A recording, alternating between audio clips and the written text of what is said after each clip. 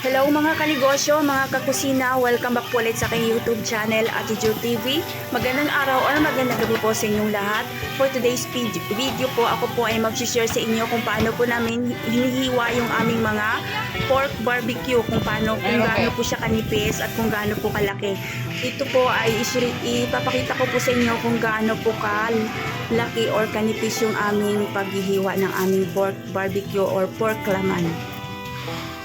Mga kanegosyo, mga kakusina, ito po yung aming, i-share ko lang po sa inyo yung aming ginagawang, ito po yung itsura ng aming ginagawang pork barbecue or pork laman. Ito po siya guys, binibili ng mister ko.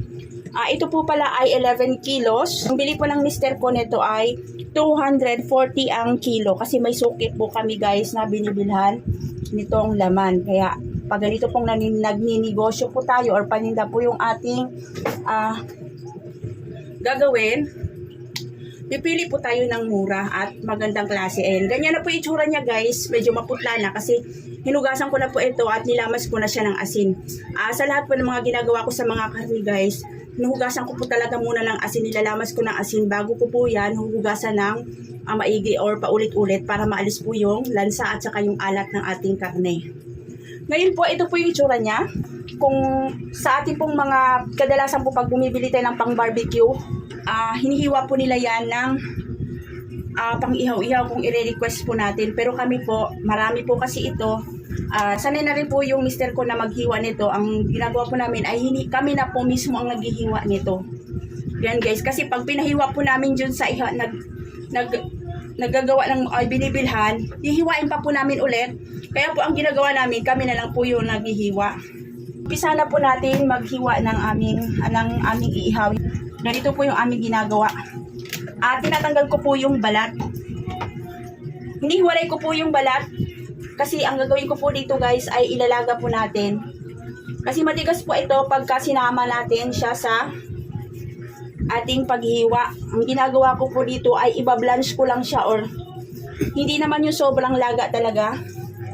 Parang lulutuin mo lang yung balat niya para lumambot siya. Huwag din po natin siyang i-overcook. Ganito guys, sinasama po talaga namin yung balat or yung taba pag nag-iihaw-ihaw kami kasi may mga customer din po kami na hinahanap po yung taba or balat ng aming pork laman. Guys, tapos hahatiin lang natin para hindi siya magkukulubot kasi pag sobrang lapad po yan, inilagay natin sa ating kaserola. Ayan, nilalagay po namin dyan para ilalaga na po yan. Hatiin lang natin kasi pag ganyan po kakapal, magkukulubot-kulubot po yan. Kaya, yan na po yung ating balat. Ito na po siya guys. Ngayon po ay ilalaga ko na po ito. Mga kanegosyo, yan na po yung ating balat. Ang gagawin ko po ay lalagyan po muna natin yan ng tubig. Konti lang po. Yan po, okay na po yan. Ang gagawin ko po ay ilalaga na po natin yan. Ayan po yung apoy niya. Hindi ko na po yan siya tatakpan. Ganyan lang po. Hintayin lang po natin yung kumulo. Mga kanegosyo, mga kakusina, ito na po yung karne. Ayan po yung ginagawa namin. Hinihiwa na po ng aking mister yung karne. Tulungan ko po siya. Ganito po yung aming ginagawa. Pero kadalasan po talaga ang gumagawa nito ay yung aking mister. Pagka naghihiwa po ng ganito. Yan, hiwain. Ganyan po yung cut namin. Hiwain po natin siya ng manipis. Yan, medyo matagal to siya guys, pero ganun talaga. Kailangan pagtsagaan natin siya. Hiwain lang natin siyang manipis na ganyan para tamang-tama. Pagka nilagay natin siya sa stick, hindi na tayo mahirapan. Ganyan lang po siya kanipis guys. Ganyan yung aming ginagawa. Yan siya. Ayan po yung ginagawa ng aking mister. Yan, maliliit na ganyan. Malalapad na maliliit. Ganito po. Hanggang sa matapos po namin yan lahat. Ganyan po guys yung ginagawa ng aking mister. Ayan siya. Hinihiwa muna namin yan ng palapad. Tapos ganyan, i-slice mo siya ng manipis na ganyan para mabilis lang siyang ituhog mamaya. Ayan, pagpasensyahan nyo na po yung ganyan mga daliri namin. Malinis po yung aming mga kamay.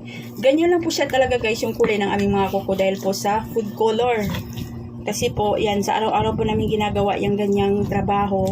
Kumakapit na po sa kuko namin yung kulay or yung kulay ng ketchup or yung, kaya ganyan po yung kulay ng aming mga kuko. Pero malinis po yung aming mga kamay, guys. Ayan siya. Ganyan po yung ginagawa ng aking mister. Manipis na ganyan, hati yan. Hanggang sa matapos po yung 11 kilos na yan.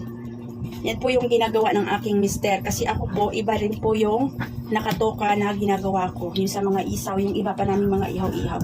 Yung aking mister, ayan po yung trabaho niya. Siya po yung nagkakat ng barbecue, ay ng ganito. Tapos siya rin po yung nagtitimpla dahil tinuro ko na po sa kanya kung paano po yung timplahin. Tapos yan.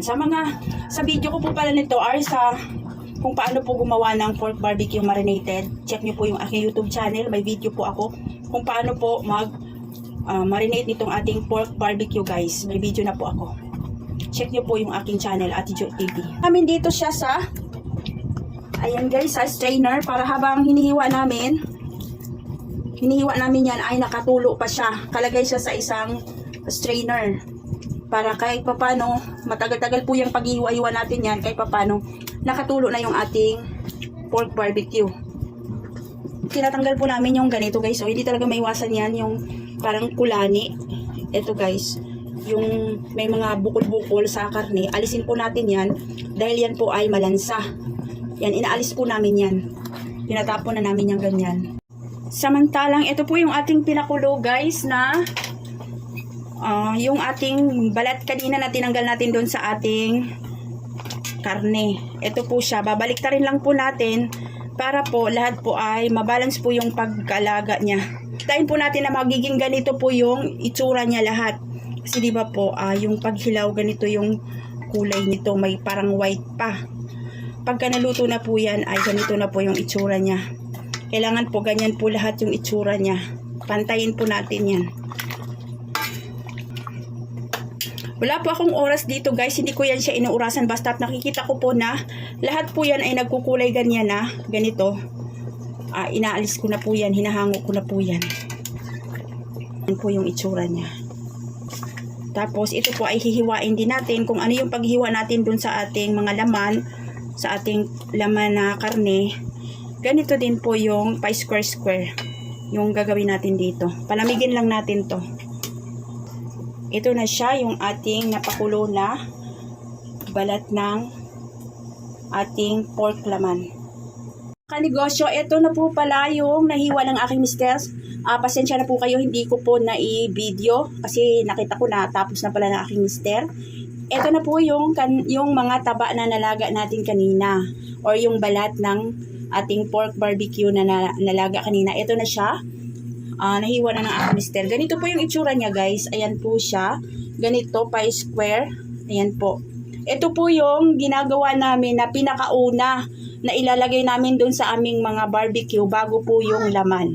O, yung tanong po na bakit daw po yung taba ng barbecue nasa hulihan ng stick or nasa dulo ng stick ay yung pinaka po niya, yung pinakauna. Pag una nating itutuhog dun po yung taba. Kasi po, yun po, ang sagot ko po dun base po sa aking experience ay yung taba po kasi ay madaling masunog.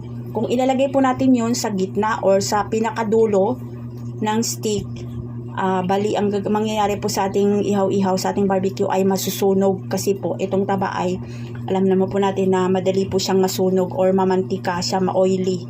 Kaya po siya nakalagay sa dulo ng ating stick.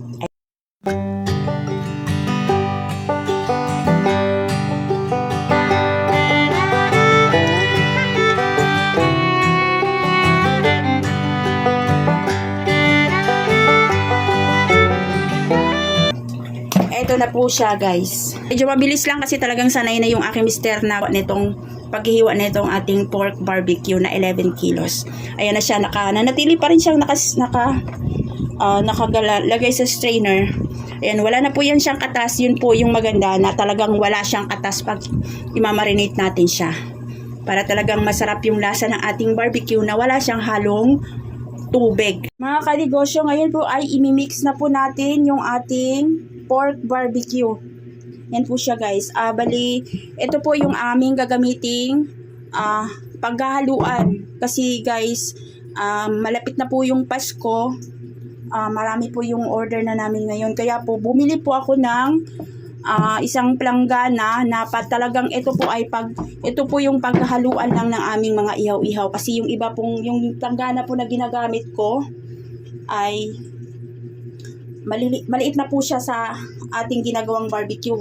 Umaapaw na po siya, kaya po ang ginagawa namin, bumili po kami ng mister ko ng isang planggana. Ayan siya. Ayan, bumili kami sa sa grocery store, 90 pesos. Ayan po.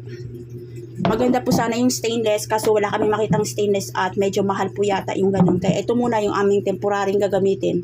Ganitong planggana para po sa 11 kilos. Ihahalo na po natin. Ilalagay na po natin yung ating nahiwang pork laman. Dito po natin ilalagay para madali po siyang ihalo. Yan po siya guys, para po tayong naglalaba, charot.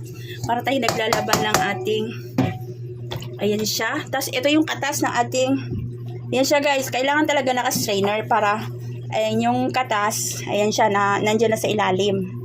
Talagang tuyong-tuyo yung ating mga iihawin. Mimix na ng aking mister yung ating gagawing pork barbecue. Ulitin ko po guys, check nyo po yung aking YouTube channel para po dito sa pag-marinate ng aking pork barbecue. May video na po ako nito guys, kung ano po yung ginagawa kong pag-marinate sa ating pork barbecue.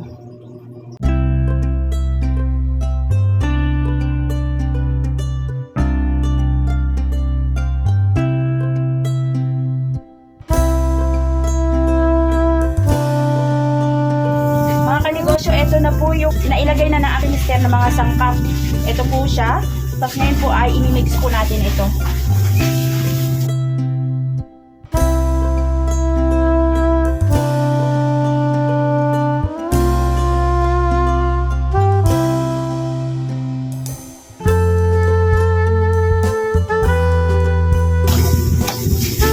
Yan na po guys, okay na po yan yung ating marinated na pork barbecue.